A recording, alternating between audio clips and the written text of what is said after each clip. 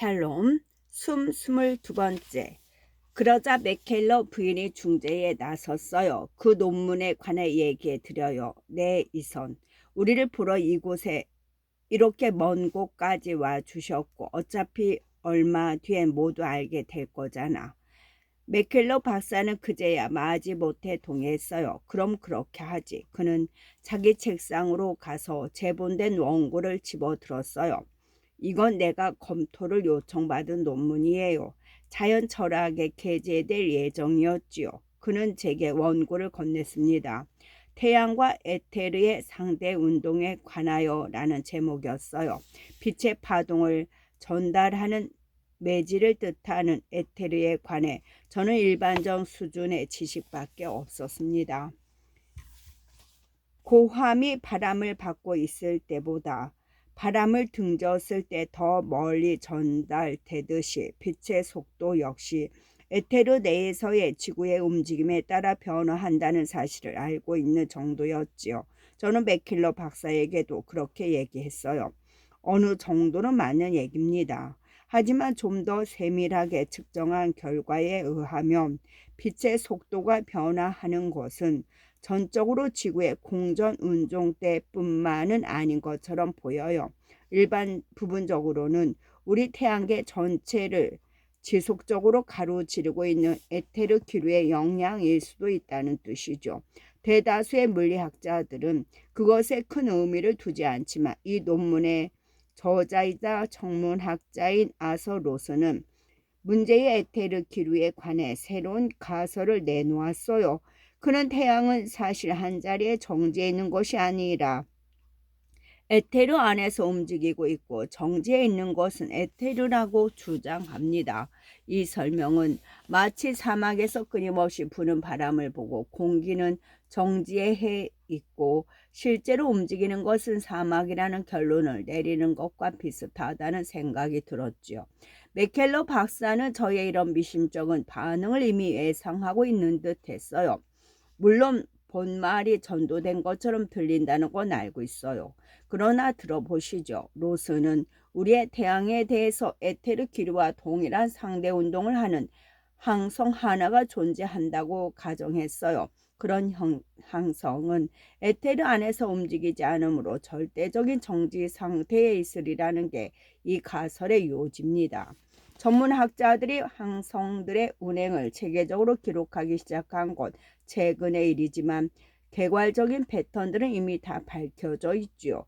그래서 로스는 에테르 기류와 비슷한 속도를 가진 항성들이 모여있는 하늘의 일각을 바라보기 시작했고 몇몇 항성들은 에테르 기류의 속도에 상당히 근접한 속도로 움직였지만 정확하게 일치하는 것은 하나도 없습니다. 그러던 중 에리다누스 자리 58이라는 항성을 발견하였지요. 로스는 도플러 편의에 근거해 에리다누스 자리 58이 초속 몇천 마일의 속도로 우리를 향해 움직이고 있다고 측정했어요. 그 자체로도 경이로운 발견이 되겠지만 측정을 계속해 본 결과 움직임이 일관적이지 않았죠. 그 항성은 우리를 향해 다가왔다가 역시 초속 몇천 마일의 속도로 멀어지는 것을 되풀이하고 있었던 겁니다. 저는 일종의 측정 오류가 아니겠느냐 말했죠. 물론 로슨도 처음에는 그렇게 측정했어요. 하지만 로슨은 생각할 수 있는 모든 오류의 원인을 제거한 후 다른 천문대의 천문학자들에게 관측을 의뢰했지요. 그 결과 로슨의 발견은 사실임이 확인됐지요. 천문학자들은 서로 협력해 에리다누스 자리 58의 움직임이 정확히 24시간 주기로 달라진다는 사실을 알아냈어요. 로스는 이 항성이 원을 그리며 움직인다고 믿고 있습니다. 혹시 그보다 더 큰 천체의 궤도를 돌고 있는 것은 아닌지 묻자 그런 식으로 이동하는 물체가 중력에 구속되어 있을 리가 없다는 대답이 돌아왔다. 에리다누스 자리 58의 움직임은 우리가 아는 전체 역학의 모든 규칙에 반하고 있었어요. 그렇다면 혹시 그것을 기적에 상응하는 현상으로 볼 수는 없느냐고 저는 물었습니다. 드디어 당신 주 당신께서 이 우주에 대해 계속적이고도 적극적인 간섭을 하고 있다는 확고한 증거가 아니겠냐고 말입니다. 기적인 것만은 틀림없어요. 하지만 진짜로 중요한 건 그것이 내포한 의미겠지요. 이 경이로운 현상은 신의 계획에 관해 우리에게 무엇을 얘기해주고 있는 걸까요? 로스는 한 가지 해석을 내놓았습니다. 그리고 에리다 누수 자리 58이 우리가 탐지할 수 없을 정도로 작은 전체, 이를테면 지구 크기의 행성 주위를 공전하고 있을 가능성을 제시했어요. 항성인 에라다누스 58이 정지 상태에 있는 그 행성에 대해 24시간이라는 밤낮의 주기를 제공하며 움직이고 있다는 거지요. 로스는 그것이 그 행성을 중심으로 돌아가는 지심적인 항성계라고 믿고 있습니다. 이어서 로스는 에리다 누스 자리 58이 공전하고 있는 행성은 에테르에 대해서 상대적인 정지 상태를 유지하고 있다고 주장합니다. 다시 말해 그 행성이야말로 이 우주에서 절대적인 정지 상태에 있는 유일한 물체라는 뜻이죠. 그 행성상에서 빛은 어느 방향을 향해 나아가든 완벽하게 동일한 속도를 유지합니다. 오직 그 행성상에서만 말입니다. 그 행성에 생명체가 존재하는지 여부를 확인할 방법은 없지만 로스는 그곳에 생명체가 살고 있고 그들이야말로 신이 이 우주를 창조한 이유라고 믿고 있습니다. 저는 한순간 할 말을 잊었어요. 잠시 후 저는 그럼 로스는 이 지구상에 우리 인류가 존재한다는 사실을 어떻게 설명하느냐고 물었지요. 맥켈러 박사는 제가 들고 있는 논문을 받아들더니 페이지를 훌훌 넘겨 원하는 대목을 찾아낸 다음 다시 제게 건넸습니다. 논문에서 로스는 인간의 존재에 대해 세 개의 가설을 제시하고 있어요. 첫 번째 가설은 인간이 별도로 시행된 창조의 결과물이며 주된 창조를 위한 연습으로 실행된 실험 내지는 시험이었다는 주장입니다. 두 번째 가설은 인간 창조는 의도하지 않은 부작용이며 우리 태양계가 에라다 누스 자리 58과 닮아 있는 탓에 야기된 일종의 공명 형상이라는 주장입니다. 세 번째 가설은 지구의 운간이야말로 주된 피조물이며 에라다 누스 자리 58쪽의 연습 내지는 부작용이라는 주장이었습니다. 로스는 마지막 가설을 개연성이 낮다고 이유로 기각했더군요. 만약 우리가 기적을 주의 관심으로 표종으로 여긴다면 항성이 행성 주위를 공전하는 식의 지속적인 기적은 주가 무엇을 가장 중요시하는지를 뚜렷하게 보여주는 증거임이 틀림없기 때문입니다. 로스는 자신이 내린 대부분의 결론은 필연적으로 추측에 의거할 수밖에 없다는 사실을 인정하면서 객관적인 관측 사실에 같은 정도로 부합하거나 더 잘 부합하는 가설이 있다면 꼭 발표해달라는 말로 논문을 끝맺고 있었다. 저는 그 대목을 응시하면서 로슨의 가설을 대체할 수 있는 설명을 떠올려 봤지만 아무것도 떠올리지 않더군요. 논문에서 눈을 뗀 제가 맥킬러가 몰려다보며 그는 마치 제가 옳은 해답을 내놓은 학생이라도 된다는 듯이 고개를 끄덕여 보였어요. 로슨의 이론은 설득력이 있습니다. 그는 뚱한 표정으로 말했어요. 지금까지 해답이 나오지 않았던 다수의 의문을 해결해 준다는 점까지 감안하면 설득력은 한층 더 강해지지요. 예를 들어 언어의 다양성에 대한 의문 말입니다. 저는 그의 말이 옳다는 것을 깨달았어요. 이 세계의 언어들이 왜 그토록 상이한 것일까? 문헌학자들은 언어의 다양성을 지구의 나이와 언어가 분개하는 속도에 맞춰보려고 악정 코트를 거듭해 왔습니다. 주여, 만약 당신이 태초의 인간들 모두에게 공동된 언어의 지식을 부여했다면 세계의 모든 언어는 인도 유럽 어족의 경우처럼 가족적 유사성을 지니고 있어서야 할 겁니다. 그러니 실제 언어들은 비슷하기는커녕 수없이 상이하므로 천지 창조 직후에도 서로 완전히 다른 10여 개의 언어가 말해지고 있었다는 뜻입니다. 우리는 당신이 왜 그런 일을 했는지 대해 오랫동안 의문을 느껴왔지요. 그러나 만약 태초의 인간들로 이루어진 이질적인 집단들이 각자의 언어를 독자적으로 발명했다고 가정한다면 풀어야 할 수수께끼는 처음부터 존재하지 않습니다. 그럴 경우 언어의 다양성은 의도라기보다 우연이기 때문이죠. 이젠 선생도 이해하겠지요. 맥킬러 박사가 말했어요. 이 논문은 곧 발표되어 모든 사람에게 공개될 겁니다. 게재를 거절하라고 권고하고 싶었지만 그럴 근거를 찾을 수 없었어요. 과학의 원칙을 존중한다는 맥락에서도 게재를 승인할 수밖에 없었습니다. 그는 미간을 찌푸렸어요. 하지만 만약 그런 원칙 모두가 애초에 잘못된 전제에 입각한 것이라면 어떻게 될까요? 어렸을 때 저는 신의 태초의 인간들에게 문자의 축복을 내려줬더라면 얼마나 좋았을까 하는 상상을 하곤 했어요. 그러면 그들도 새로운 별들이 밤하늘에 출현한 날이 언제인지 기록해 놓았을 테니까요. 개개의 항성이 발하는 빛이 정확히 언제 지구에 도달했는지 안다면 각 항성이 지구에서 얼마나 떨어져 있는지도 정확히 알아낼 수 있습니다.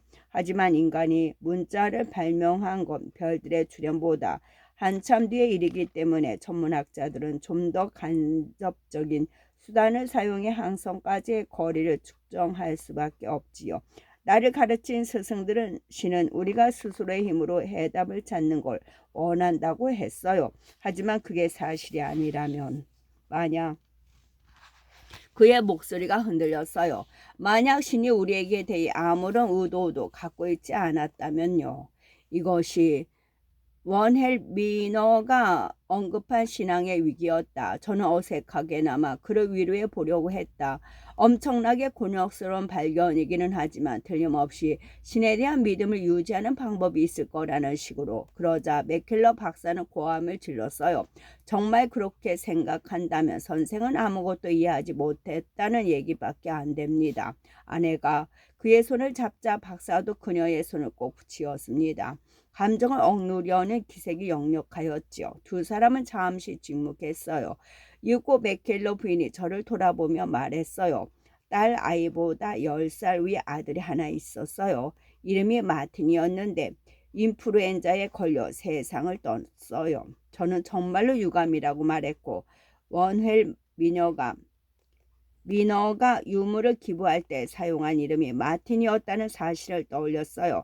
맥킬러 박사가 말했어요. 선생은 자식이 없을 테니 아들을 잃는 고통을 이해할 수 없을 겁니다. 저는 그렇다고 대답했고 그들 부부에게 이번 발견은 특히 받아들이기 힘들었을 거라는 사실을 이제는 이해한다고 말했어요. 정말로 이해합니까? 그는 물었어요. 저는 제가 짐작한 바를 밝혔지요. 그들이 아들의 죽음을 견딜 수 있었던 유일한 이유는 그것이 더 큰 계획의 일부라는 사실을 알고 있었기 때문입니다. 그러나 당신의 안중에 우리가 없다는 것이 사실이라면 그런 계획은 존재하지 않으며 그의 아들의 죽음 역시 무의미하다는 뜻이 되지요. 맥킬러 박사는 돌처럼 딱딱해진 얼굴로 아무 말도 하지 않았지만 그의 아내는 고개를 끄덕였어요. 저는 모레 박사님의 책을 좋아해요. 저는 네이션의 제자로 있다가 결혼했는데 그 책들을 읽으면 그때 이가 했던 말들이 생각나니까요.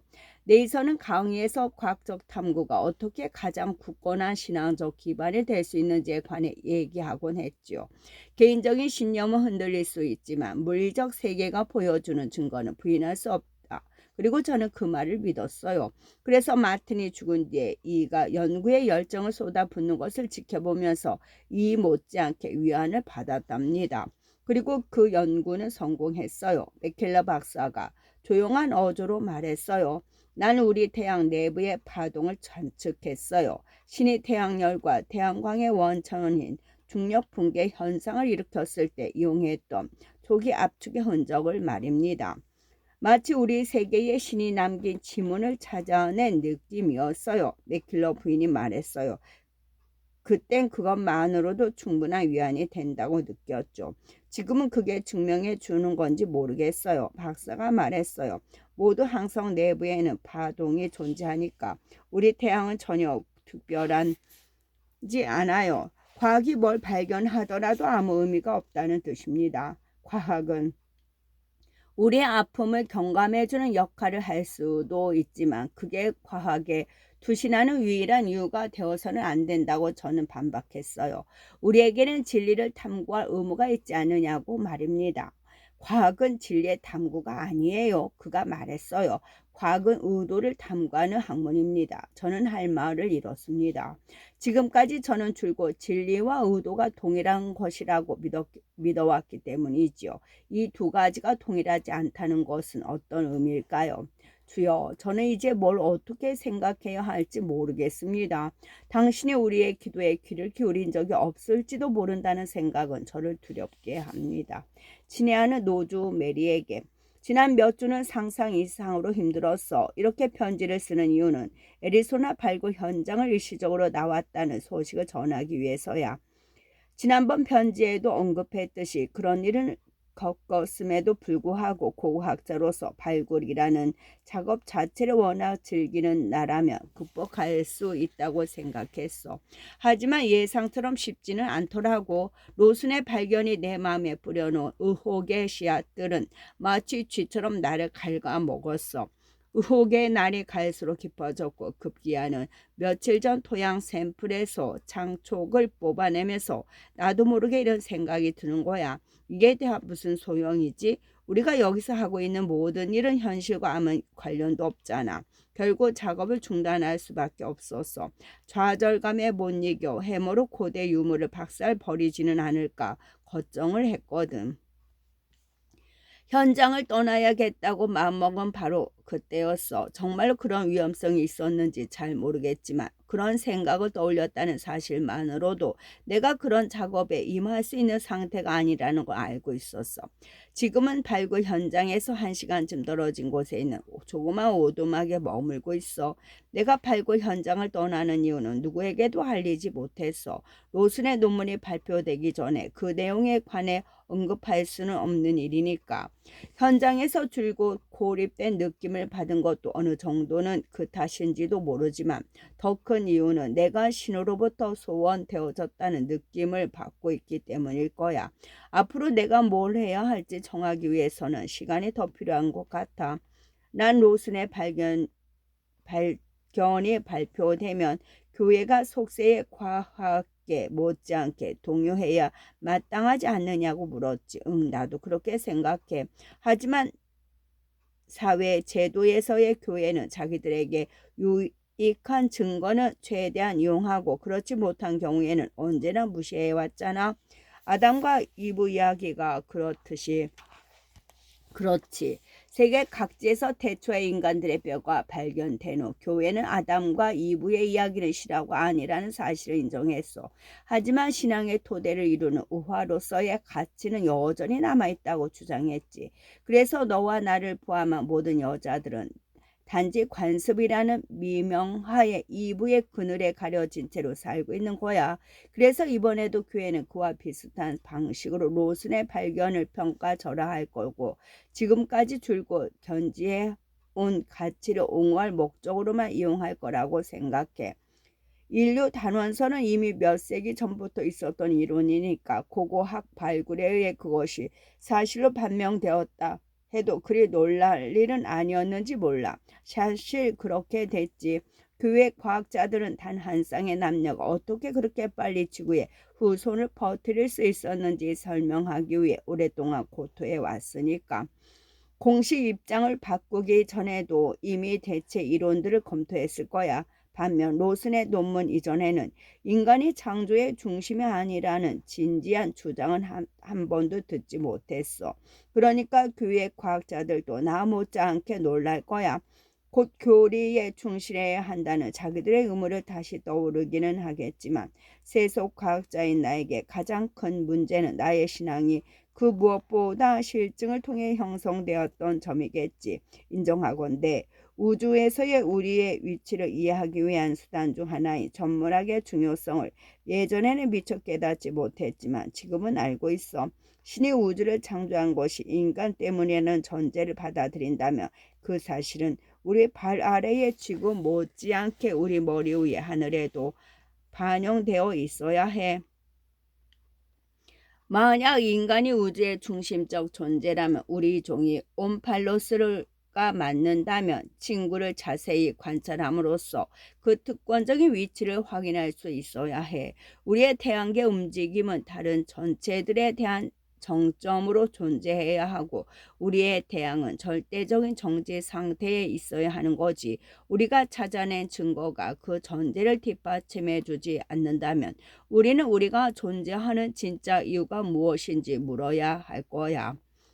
로즈메리, 너나 엘프레드가 나처럼 동의하지 않는다 해도 이해할 수 있어. 로슨의 발견이 널리 알려졌을 때 사람들이 어떤 반응을 보일지는 나도 모르겠어.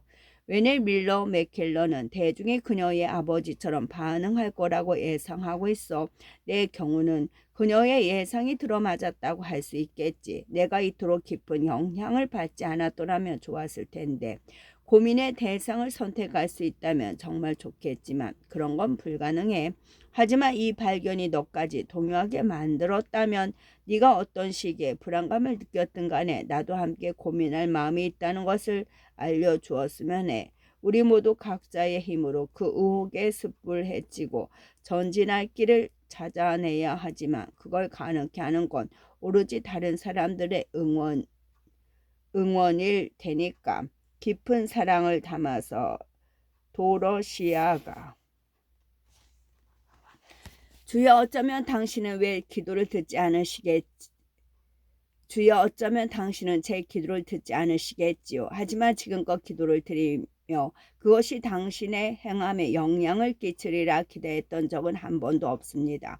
제가 영향을 끼치고 싶었던 것은 저 자신의 행함이지요. 그래서 2달 만에 처음으로 이렇게 기도를 올립니다. 설령 당신이 이 기도를 듣지 않는다고 해도 저에게는 이 기도가 가져다주는 사고의 명확함이 필요하기 때문이죠.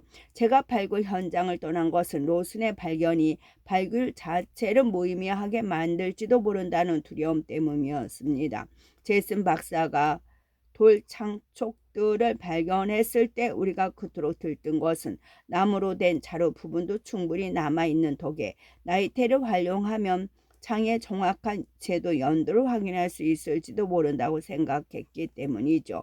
돌을 깨는 기술의 변화를 추적해 보면 천지 창조 이후 석계 제조 기술이 발달했는지 쇠퇴했는지 알아낼 수 있고 그 결과 주 당신이 어떤 의도로 인간에게 지식을 내려주었는지 추측할 수 있다고 생각했어요. 그러나 이런 논리는 태초의 인간들이 자신 의지의 가장 직접적인 표출이었다는 전제에 기반한 것이었습니다.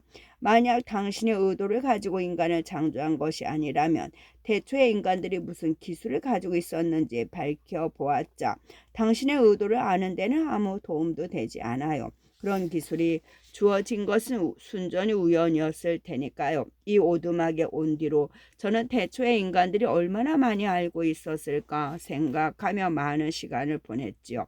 갓난애처럼 백지 상태의 마음을 가지고 출연하지는 않았을 겁니다. 그런 시나리오에 따른다면 얼마 지나지 않아 굶어 죽었을 것이 뻔하기 때문이죠. 호랑이 새끼조차도 살아남으려면 어미에게 사냥법을 배워야 하는데 하물며 인간이 제1 원리를 통해 먹이 사냥법을 습득할 리는 없지요. 고로 태초의 인간들은 사냥을 하고 비바람을 피한 주거를 만드는 방법을 어느 정도 알고 있었을 겁니다. 그것은 당신이 행한 실험 중 하나였습니까? 종이 살아남기 위해서 필요한 최소한의 기술을 결정짓기 위한 혹은 그 역시 의도하지 않은 창조의 부산물. 에라단 루스자리 58의 주민들에게 불어넣으신 정부의 희미한 방향에 불과했나요? 저는 태초의 인간들에게는 처음 숨을 들이신 순간부터 생존 기술 못지않게 필수적인 정보가 하나 더 있었다고 생각했어요. 자기들이 무언가 어떤 이유가 있어서 창조되었다는 정보 말입니다. 그러나 그들이 그 사실을 몰랐을 가능성이 대두된 이래 저는 그 생각을 좀처럼 머리에서 떨쳐낼 수가 없었죠. 그들은 자부심과 야망을 느끼기는커녕 처음 며칠 동안은 두려움과 혼란에 빠져 있었을 겁니다. 어떤 기술은 있으되 기억하는 과거는 없이 완전히 형성된 상태로 태어나 기호 상식자들의 세계에서 반항한다는 것은 어떤 느낌이었는지 상상해 봤어요. 끔찍했죠. 지난 몇 주 동안 제가 겪었던 것보다 훨씬 더 끔찍했을 겁니다. 그러니 또 다른 의문이 생겨났죠. 신의 의도를 달성하려는 욕구에서가 아니었다면 대초에 인간들은 왜 문명 건설에 나섰던 걸까요? 추위와 배고픔을 피하기 위해서였더라면 최소한의 의식주를 확보하는 것으로 좋겠을 텐데 그들은 왜 그 이상의 것을 향해 나아갔던 것일까요? 당신의 뜻을 이행할 목적이 아니었다면 그들은 왜 오늘날 인류를 규정하는 모든 예술과 과학기술을 발명하기 시작한 것일까요? 알 수 없다. 하지만 나는 가설을 하나 세웠다. 고고학은 물리학처럼 정밀한 과학은 아닐지 모르지만 그 기반을 물리학에 두고 있다. 우리가 과거를 연구할 수 있는 것은 물리 법칙이 존재하기 때문이다. 우주의 상태를 충분히 자세하게 검토한다면 한순간 이전의 상태를 측정할 수 있다. 각 순간은 가차 없이 그 직전의 순간을 대체하고 가차 없이 다음 순간으로 이어지면서 인과의 사슬을 형성한다. 그러나 우주 창조의 순간은 모든 인과 관계가 끝나는 지점이다. 과거를 추론하는 것은 이 순간까지만 가능하고 더 이상의 추론은 불가능해진다. 우주 창조가 기적인 것은 바로 그 때문이다. 그 순간 일어난 일은 그 이전에 일어난 일들의 필연적인 결과가 아니기 때문이다. 웰허미너가 가지고 있던 그 태초의 조개 껍질은 무엇인가를 입증해주는 증거가 맞다. 그러나 그것은 인간에 대한 신의 계획의 증거가 아니라 기적이 존재한다는 증거다. 조개 껍질의 연륜이 사라지는 경계에서는 물리 법칙이 가진 설명력의 한계선이기도 하다. 그리고 우리는 그런 사실에서 영감을 얻을 수 있다. 우리 우주 창조와 마찬가지로 인과의 사슬로 고정되지 않는 또 다른 범죄의 사건들, 자유의지에 의한 행동들이 존재하기 때문이다. 자유의지는 일종의 기적이다. 진정한 선택을 하는 경우 우리는 물리 법칙의 작용으로 환원될 수 없는 결과를 일으킨다. 자유의지에 의한 모든 행동은 우주 창조와 마찬가지로 제1원인에 해당하기 때문이다. 창조의 기적에 대한 증거를 찾지 못했다면 우리는 물리 법칙만으로도 우주의 모든 현상을 충분히 이해할 수 있다고 생각하고 우리 자신의 마음도 자연적 과정에 불과하다는 결론을 내렸을지도 모른다. 그러나 우리가 관측하는 세계에는 물리 법칙이 포괄할 수 있는 것 이상의 것들이 존재한다. 기적은 일어나며 인간의 선택 또한 틀림없이 그 일부다. 나는 태초에 인간들이 선택을 했다고 믿는다. 그들은 가능성들로 가득 찬 세계에 내던져졌지만 무엇을 해야 할지에 대해선 아무런 안내도 받지 못했다. 그들은 우리의 예상과 달리 단지 살아남는 일에만 만족하지는 않았다. 대신 스스로를 향상시킴으로써 이 세계의 주인이 되려고 노력했다. 우리 과학자들이 처한 상황도 이와 비슷하다. 증거는 도처에서 우리의 발견을 기다려왔다. 나이테가 없는 나무들, 배꼽이 없는 미라들, 에리다 루스자리 58의 운행, 그것을 가지고 무엇을 할지는 전적으로 우리에게 달려있다. 지금까지 우리는 그런 것들을 우리 삶의 가치를 결정짓는 증거로 여겨왔다. 그러나 반드시 그래야 할 필요는 없었던 것이다. 우리는 그런 선택을 했을 뿐이다. 그러므로 그와는 다른 선택을 하는 것도 가능하다. 저는 지금껏 제 삶을 우주라는 경이로운 메커니즘의 연구에 바쳤고 그 과정에서 큰 성취감을 얻었습니다. 언젠가 제가 당신의 의지와 저를 만든 당신의 의도에 따라 행동했다고 믿었지요. 그러나 당신이 저라는 존재에 대해 사실상 아무런 의도도 가지고 있지 않다면 제가 느낀 성취감은 순전히 저의 내부에서 발생했다는 얘기가 됩니다. 그 사실은 제게 인간이 자기 스스로의 삶의 의미를 만들어낼 수 있다는 것을 보여줍니다. 쉬운 길이라고 주장할 생각은 없습니다. 맥켈러 가족에게 건널 수 있는 것 또한 이들의 죽음에도 아들의 죽음에도 불구하고 그들의 삶의 의미를 찾아낼 수 있기를 바란다는 저의 바람뿐이죠. 그러나 신의 계획이 존재한다고 믿었던 시절에도 우리의 삶은 종종 힘들었습니다. 그렇지만 우리는 굴하지 않고 전진했지요. 우리가 처음부터 혼자였다면 혼자임에도 불구하고 성공했다는 사실은 우리의 능력을 보여주는 증거입니다. 그런 연유로 주여 저는 당신이 굽어보고 계시든 그렇지 않든 앨리소나 발굴 현장으로 돌아갈 생각입니다. 설령 인류가 우주가 창조된 이유가 아니라고 해도 저는 여전히 우주가 작용하는 방식을 이해하고 싶습니다. 우리 인간은 왜라는 질문에 대한 해답이 아닐지도 모르겠어요. 그러나 저는 어떻게라는 질문의 해답을 계속 탐구하겠어요. 이런 탐구야말로 제가 존재하는 목적입니다. 당신이 저를 위해 그것을 선택해 주었기 때문이 아니라 제가 저 스스로 그것을 선택했기 때문입니다. 불안은 자유의 현기증. 불안은 자유의 현기증. 담배라도 한 대 피워 물고 싶은 심정이었지만 매장 내부는 절대 금연인지라 넷은 점점 깊어지는 불안을 곱씹을 뿐이었다. 3시 45분이 됐는데도 모루는 여전히 돌아오지 않고 있다. 만약 그가 제 시간에 돌아오지 않으면 뭐라고 설명해야 할지 막막했다. 그녀는 그에게 어디 있느냐는 문자를 보냈다. 출입문이 열리고 차인벨이 울렸지만 들어온 것은 모루가 아니라 주황색 스웨터를 입은 남자였다. 안녕하세요. 프리즘을 팔고 싶은데요. 넷은 휴대전화를 내려놓았다. 어디 보여주세요. 남자가 다가와서 계산대 위에 프리즘을 올려놓았다.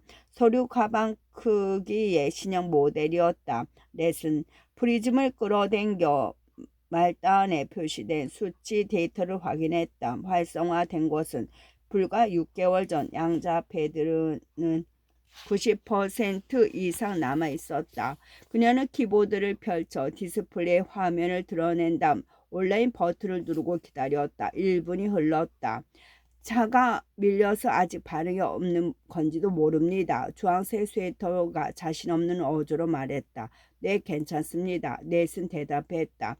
1분이 더 흐른 뒤에 준비 완료를 알리는 불이 켜졌다. 넷은 타자를 쳤다. 키보드 시험 중. 몇 초 뒤에 응답이 왔다. 괜찮아 보여. 넷이 동영상 모드로 전환시키자 화면에 떠오른 글자들이 화질이 거친 그녀 자신의 얼굴로 바뀌었다. 그 얼굴은 이쪽에 있는 그녀를 바라보고 있었다. 화면 속 평행 세계의 넷이 그녀에게 고개를 끄덕이고는 말했다. 마이크 시험 중. 뚜렷하게 잘 들려. 넷은 대답했다. 화면이 다시 텍스트 모드로 바뀌었다. 넷은 화면 속에 평행자가 하고 있는 목걸이를 본 적이 없었다. 만약 이 프리즘을 매입하게 된다면 목걸이를 어디서 샀는지 물어봐야 되겠다. 넷은 주황색 스웨터를 입은 남자를 돌아보며 가격을 말했다. 남자는 실망한 기색이 역력했다. 그것밖에 안 돼요? 적정 가격이에요. 이 물건은 시간이 흐를수록 가치가 올라간다고 생각했는데 맞아요. 하지만 당장 올라가진 않죠. 이게 5년쯤 프리즘이었다는 얘기는 달려졌을 거예요. 다른 갈래 세계에서 뭔가 흥미로운 일이 일어나고 있다면 어때요? 그런 얘기는 좀 달라지겠죠. 넷은 남자의 프리즘을 가리켰다. 그쪽에서 정말로 뭔가 흥미로운 일이 일어나고 있나요? 글쎄요. 더 나은 가격을 원하신다면 직접 알아보고 가져오셔야 할 겁니다. 주황색 스웨터가 주저했다. 더 생각해보고 나중에 오셔도 상관없어요. 우리는 언제나 여기 있으니까요. 1분만 기다려 줄래요? 그러세요. 주황색 스웨터는 키보드 앞에서 자신의 평형 자아와 짧은 메시지를 교환했다. 일이 끝나자 남자가 말했다. 고맙습니다. 나중에 다시 올게요. 그는 프리즘을 짚고 매장에서 나갔다. 끝.